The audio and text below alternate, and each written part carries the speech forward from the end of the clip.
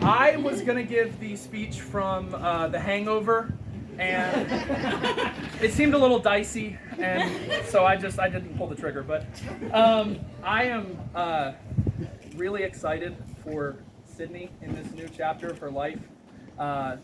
My first memory coming, Sydney and I became brother and sister when I was 7. We don't have the same skin complexion, if you couldn't tell. So it was one of the first memories I have is Sydney and I rode to the end of our cul-de-sac, and she fell off her bike, and she asked me, she said her leg was hurting really bad, and she needed me to carry her back to the house. And so at 7 years old, I picked Sydney up, and I'm like, struggling back to the house with her, and I put her on the couch, and she gets up and runs off. And I'm like,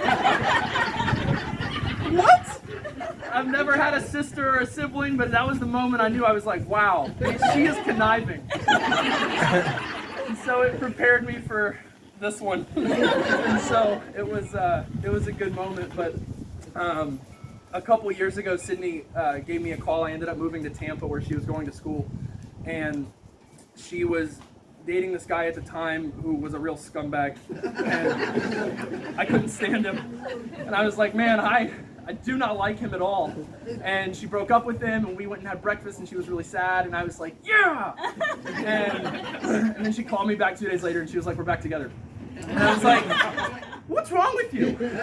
And they ended up breaking up, and then she introduced me to Hav, and she did it over FaceTime, which I hated.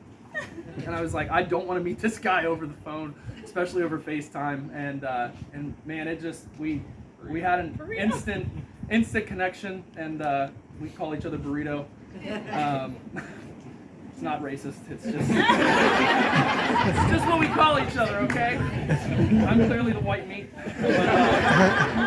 But yeah, we had an instant connection, and I just felt so comfortable that someone was going to cherish my little sister's heart so well, and it was very evident that he was going to do that, and has every step of the way. And I'm so excited that he gets to love you forever, and just take care of her, because we love her, and we love you too.